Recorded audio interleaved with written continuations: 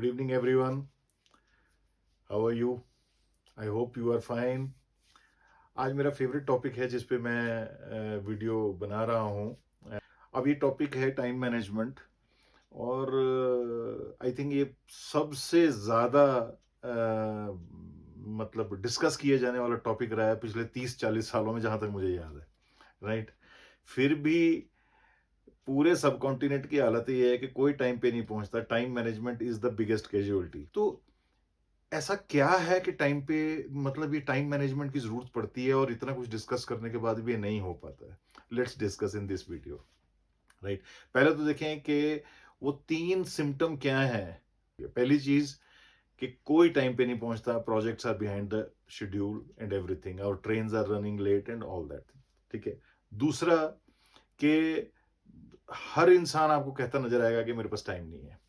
सारी दुनिया वेली बैठी है कि जी टाइम ही नहीं है मेरे पास, ठीक है। और तीसरा ये है कि the stress level of we people, they are the highest, chronic level पे है। And the main reason for that is time management. Now we go to the next step कि ये ऐसा है क्यों। जब हमें पता है कि ये प्रॉब्लम है, तो सोल्यूशन क्यों नहीं कर पा रहे हम इसमें?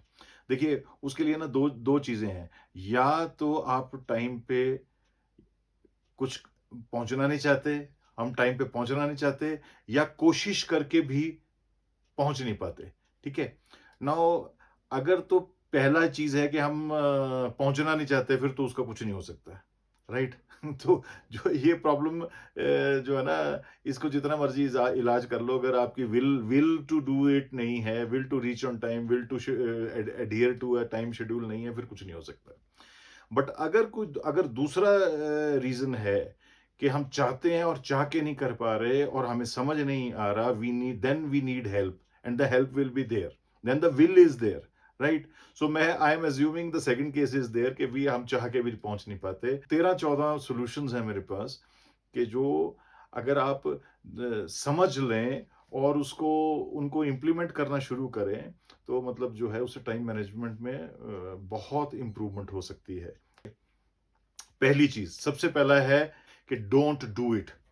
अब आप कहोगे कि बड़ी अजीब बात है कि काम करना है, टाइम मैनेजमेंट की बात हो रही है और मैं कह रहा हूं काम ही नहीं करना।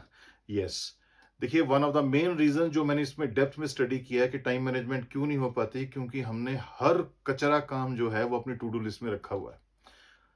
ये भी करना है, वो भी करना है, वो भी करना है, वो भी करना है, ये भी करना है। किसी चीज को ना करनी हमें आती ही नहीं। हमें हमें सब कुछ करना है, टाइम उतना लिमिटेड है, राइट। सब कुछ करना है। और छोड़ो, और कोई छोड़ जाएगा कि यार ये 10 काम भी कर लो, हाँ जी वो भी कर लेंगे, ना किसी बात की है ही नहीं है, ठीक है।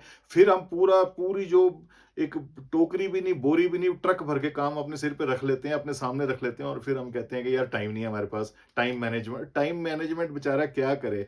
देखिए, एक हर टाइम की एक कैपेसिटी होती है। आपके माइंड की कैपेसिटी है, और आपके एक दिन का भी एक लिमिटेड टाइम आपके पास अवेलेबल है। तो पहली चीज तो ये है कि don't do it. Do what? Don't do what is not to be done, right. मैं ये नहीं कह रहा कि सब कुछ ही छोड़ दो, मैं ये कह रहा हूं कि अंधाधुंध यस मत करो। जब भी कोई काम सामने आए तो ये कि यार ये करने की भी जरूरत है कि नहीं कर। बहुत से काम फजूल के होते हैं। इतने काम ऐसे होते हैं जिनको आप कह सकते हैं यार ये करने की जरूरत ही नहीं। If I don't do it, nothing will happen. Suddenly आपने जो है उसके लिए टाइम बचा लिया। Second thing is, if you have to do it, यानी पहला फिल्टर लग गया कि ये काम ये करना है, ये करना पड़ेगा जी, करना चाहिए। देन ये है कि don't do it this way. हम क्या करते हैं, अच्छा काम करना है, शुरू हो जाएंगे। जैसे वो एक कहावत थी कि if I had 10 hours to chop a tree, I will spend 8 hours sharpening the axe, right. तो हमारी टिपिकल आदत क्या है कि अगर मतलब जो है काम ये करना है तो एकदम से ही गुलेल छूट जाती है ना, बुलेट की तरह छूटते हैं कि we start doing it. Pause, cool down, check करोगे यार what is the most efficient way of doing that task, right. So क्योंकि आपको पता, मतलब कितनी बार ये होता है कि आप पूरी पसीनों पसीना होके जो है मेहनत मुशक्कत करके काम शुरू कर लेते हैं। उस काम को मान लीजिए 3 घंटे लगे, एंड समबडी कल कम्स एंड टेल यू कि यार ये तो ना ऐसे की बजाय अगर ऐसे करते तो 3 घंटे के बजाय में आपका ये 10 मिनट में काम हो जाता है। तीसरा point, ask yourself, does it need to be done now? अब आपने कोई काम करना है अगले साल, है ना? अगले महीने, समथिंग, अगले हफ्ते, है ना? उसको अभी मतलब जो है अभी स्टार्ट कर दिया। तो सी, एक वो जो एक दोहा भी था कि कल करे सो आज कर, आज करे सो अब। That is good. वो एक किसी संदर्भ में कहा गया था। बट हमारे को बचपन से ऐसा प्रोग्राम किया गया है कि बस ये अभी करना है। अगर आपने वो बाद वाला काम एक कंबल की तरह खींच के अपने ऊपर अभी डाल लिया तो योर टाइम इज गॉन। अभी टाइम तो आपका ऑक्यूपाई हो गया। तो अभी जो प्रायोरिटी काम थे वो कब करेंगे आप? चौथी चीज कि डोंट डू इट योरसेल्फ। मैंने इतने कॉर्पोरेट सेक्टर में भी, इवन अदरवाइज बिजनेसेस में भी, मैंने इतने ऐसे केसेस देखे हैं कि इंसान वो मतलब जो है एक सीनियर पर्सन जो है ऐसा काम करने में जुट जाता है जो कि उसका एक जूनियर या जूनियर का जूनियर भी बड़ी इजीली कर सकता है। पर हम लोग ना जब किसी पे ट्रस्ट नहीं करेंगे कि यार वो भी ठीक कर लेगा, हम कहें मैं भी सब कुछ वो करते करते एंड में पता लगा कोल्लू का बैल इंसान खुद बन गया और बाकी सारी टीम जो है फ्री बैठी है, right? And this this creates a और अब क्या होगा, जो सीनियर पर्सन जो इस काम में जुट गया है जो है, तो वो उसने जो अपने डिसीजंस लेने थे, जो अपना काम करना था, जिसका जो है टीम नीचे इंतजार कर रही है, या तो वो कब करेगा? वो कर ही नहीं पाता। Everything gets choked. फिफ्थ है कि अब जब आपने डिसाइड कर लिया कि हाँ जी, जिसको मैंने नीचे देना था, डेलीगेट करना था, कर दिया, अब ये काम जो है मेरे हिस्से है, मैंने करना है, तो उसको आप दो तीन कैटेगरीज में डालिए, urgent and important, right? Urgent, important and casual, right? So जो अर्जेंट है वो पहले निपटा लीजिए, राइट? ठीक है। अब आप अगर उसमें जाए ना, किसी भी इमरजेंसी वार्ड में, हॉस्पिटल्स में जाएं, तो कई बार आपने देखा होगा कि वहां पे सीरियस बीमारी वाले पेशेंट्स होते हैं, लेकिन उनको छोड़ के एकदम से कोई ट्रॉमा केस आए या कोई अर्जेंट केस आए, तो इंपॉर्टेंट केस को छोड़ के, less important but urgent case, कि कुछ ज्यादा प्रॉब्लम जो है, इसको तुरंत अटेंशन की जरूरत है, तो उसको वो करते हैं, सो दे प्रायोरिटाइज, राइट? अब now we come to the six point. Six point is के ना, टास्क को का मिक्स रखिए। So mixing of task, mixing of task करने से क्या है कि मेंटली आप थकते नहीं है ज्यादा। अगर एक ही मोनोटोनिटी नहीं होती है, एक ही, वरना अगर एक ही टाइप का काम आप सारा दिन करते रहेंगे तो your efficiency will go down. So very intelligently interesting task का मिक्स कर लीजिए, right? The seventh point is कि जितने भी आपके, जैसे हम बहुत सा टाइम आपने नोट किया होगा कि हम ट्रेवलिंग में हमारा वेस्ट हो जाता है। अब उस टाइम का आप सदुपयोग कैसे कर सकते हैं? सिमिलरली, अगर आप कहीं वेट कर रहे हैं, मान लीजिए हवाई जहाज के लिए, मतलब जो है your aircraft is yet to come and you are waiting at the airport, तो वो टाइमिंग है, वेटिंग टाइम जो बीच में होता है, उसका आप कर सकते हैं। तो ये सातवां पॉइंट है। अच्छा, आठवां तरीका ये है कि जो कॉमन सेंस है बट ये सबसे बड़ा किलर है टाइम का, मतलब टाइम वेस्टेज के लिए सबसे बड़ा ये रिस्पॉन्सिबल फैक्टर है, और वो है इंटरप्शंस। कोई काम करने लगेंगे, अचानक कोई फोन फोन आ जाएगा। देखिए, कोई जरूरी फोन हो तो वो ठीक है, बट जो है अक्सर जो है इतने जरूरी होते नहीं, राइट?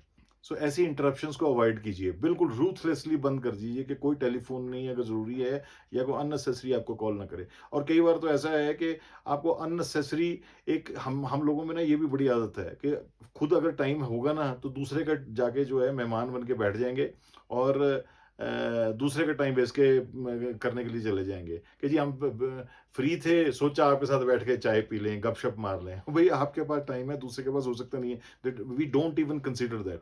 देखिए, उनसे एक्सपेक्ट मत कीजिए, आप में ये मतलब जो है फ्रैंकनेस होनी चाहिए आपके अंदर, कि आप एब्रप्टली उनको सलीके से एक कहावत है इंग्लिश में कि if you can be gentle you can be bold. So gently but firmly उनको बोल दीजिए कि सर, मेरा एक जरूरी काम है कि मैं निपटा लूं पहले। देखिए, हम ना, कोई बंदा नाराज ना हो जाए, कोई बंदा बुरा ना मान जाए, इस चक्कर में सारी दुनिया को अपने एंटी कर लेते हैं, right? So the ninth point is that keep things organised. अब मैं आपको एक छोटा सा एग्जांपल देता हूँ। आप डोमिनोज पे जाइए या मैकडोनल्ड्स पे जाइए, वहां उनकी स्पीड ऑफ डिलीवरी देखिए आप। When you have to handle volumes, उनका बैक एंड में लॉजिस्टिक्स जो है क्लॉक वर्क होता है। हर चीज पहले से सेट, पूरा ऑर्गेनाइज्ड होना चाहिए पीछे का शो। आप ऑन द स्पॉट अगर वहां पे आपके पास पीछे सामान पूरा नहीं है, जो है, और प्रोसेसेस नहीं है, तो वहां सब हफड़ा दफड़ी हो जाएगी, सब हौच पौच हो जाएगा, right? So the 10th point, the next is that invest in manpower, technology and facilities, and इसमें invest कीजिए। मैं अभी recently पासपोर्ट सेवा केंद्र गया, which is run brilliantly by TCS।